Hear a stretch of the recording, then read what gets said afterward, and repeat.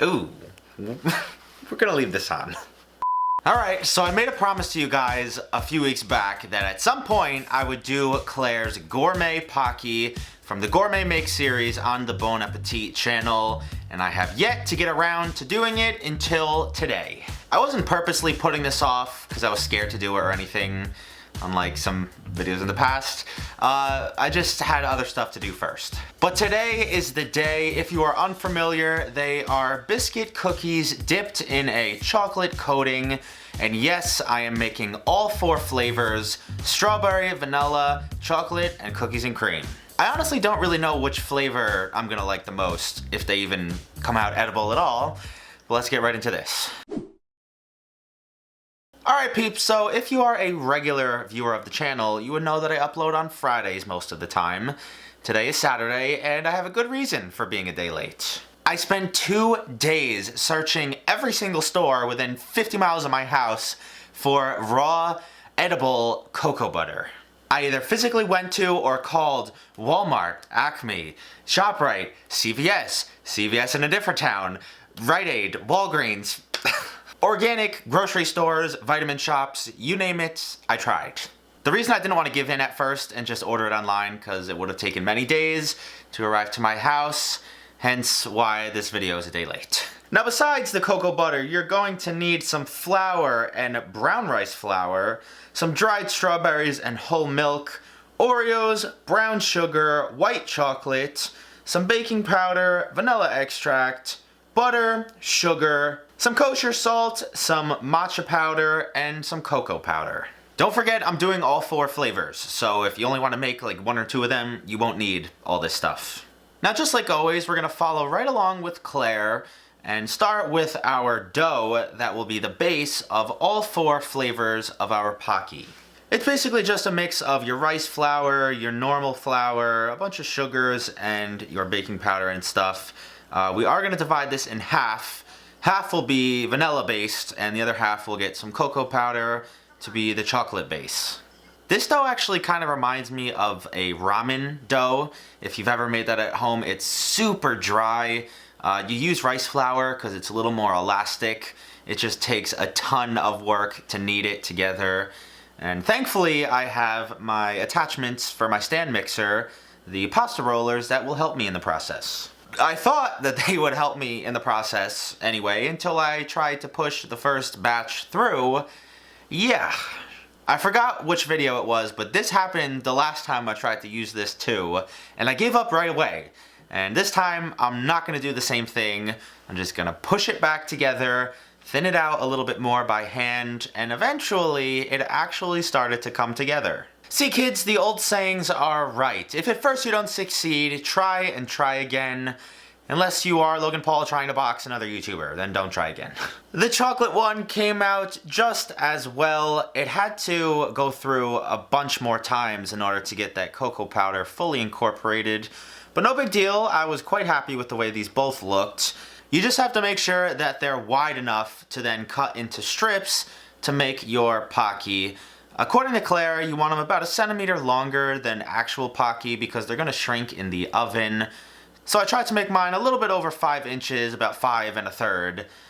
For all of you people using metric system at home, go to a Google converter, because I don't know.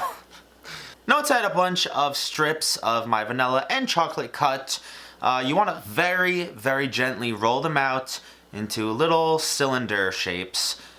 These become very dry very quickly, so I kept the main piece of dough moist with a wet paper towel. And if you overwork them or try to stretch them too thin, they're gonna break. That's just the reality that I learned. I baked these all off for a few minutes using some metal skewers like Claire did to keep them somewhat straight in the oven. I have no idea what temperature or how long I was supposed to keep these in. I guessed 300 degrees for like 4 minutes. You don't want any color on them really, but you also want to make sure they're fully dry and snappy. So basically good luck if you try this yourself. One thing I can say for sure once they are fully cooled is do not use a microplane to try to grate the bottoms of these. They're way too fragile to go anywhere near that thing. Honestly, just using a normal chef's knife is your best bet. We're gonna set those to the side for now and begin to work on our main chocolate mix.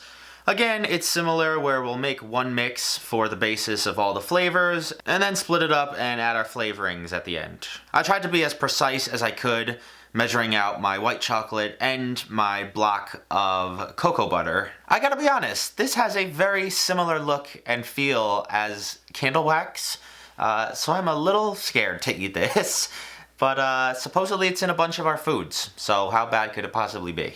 Now when you're melting this on a double boiler, stick with it. The chocolate looks like it's gonna be all hard and clumpy and really not incorporate, but you have to wait until all that cocoa butter fully melts down and then it becomes a nice smooth liquid. For a while there I thought I scorched the white chocolate, but it ended up coming out pretty dang nice. So now is the time where everything is going pretty darn well, especially for a Bon Appetit recipe.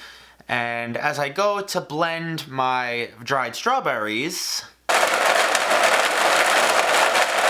the reason it sounds like there's rocks in my blender is because I was supposed to buy freeze-dried strawberries, not just straight dried. According to a few websites, you are able to fully dry this out in a very low oven for a couple hours.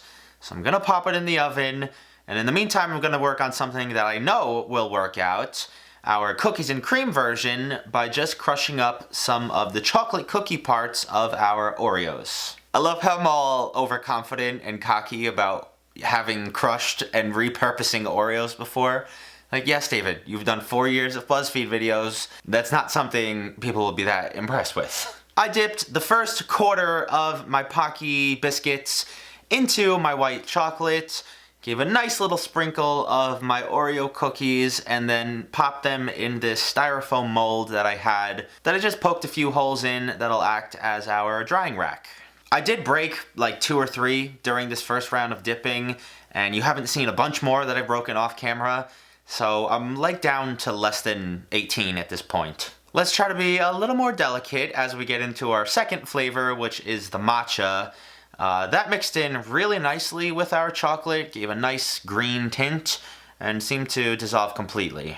Now, just like Claire, I found some tall, narrow containers that I was able to pour my chocolate in and then dip the cookies. You want to coat these about 80% of the way and leave a little bit of a handle where you won't get chocolate on your fingers. As for the third flavor, do I see the irony in turning white chocolate dark with some cocoa powder? Yes, I do. But I am many days and many hours into this excursion, and I don't really feel like melting more chocolate. Also, Claire doesn't really specify if she melts separate chocolate for this. I can't imagine her ever doing what I'm doing, but I think it's gonna work. It looks pretty good, and how bad could it taste? For the fourth and final flavor, I grabbed my strawberries out of the oven. They seem to be dried completely.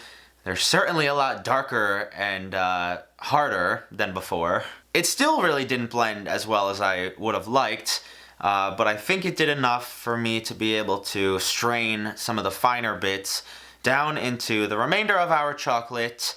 Unfortunately, it didn't give it that nice pink strawberry tint, so you can all avert your eyes while I drip in a few drops of gel food dye.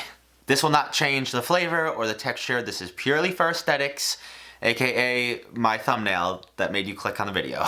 And with that, all 4 of our Pocky flavors are complete. This has been a very long journey. I am super excited to give these a taste, so let's do it. I look more like a cooking lumberjack now than I ever have. I don't think you're even supposed to put this on a plate. I think it's just supposed to be a snack out of a package, but they are supposed to be gourmet, so.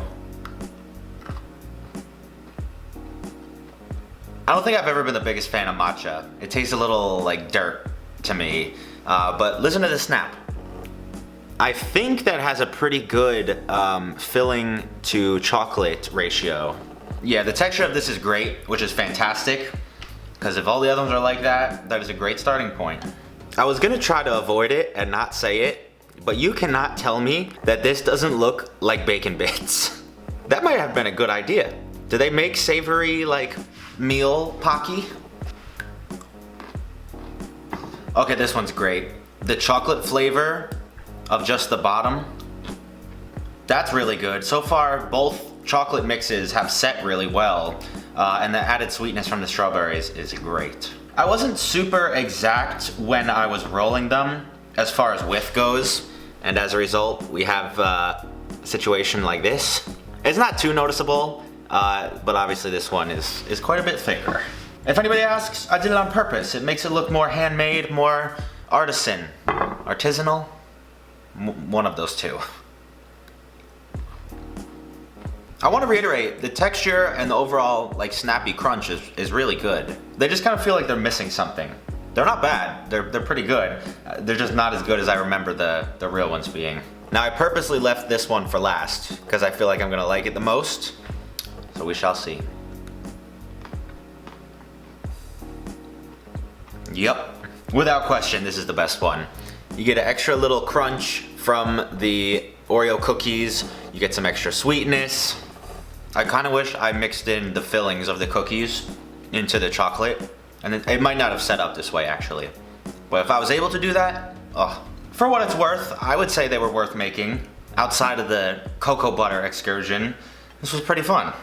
I hope you guys enjoyed today's video. If you did, slap a like on this one for me. If you would like to be a patron and have your name in the end credits that show up in about 10 seconds, click the link in the top line of the description. Other than that, have a fantastic weekend. I'll see you right back here next time. Peace.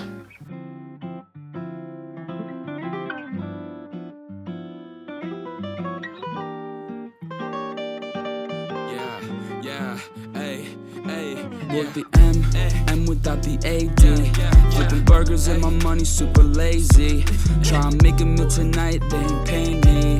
Try and supersize my life with my A-team.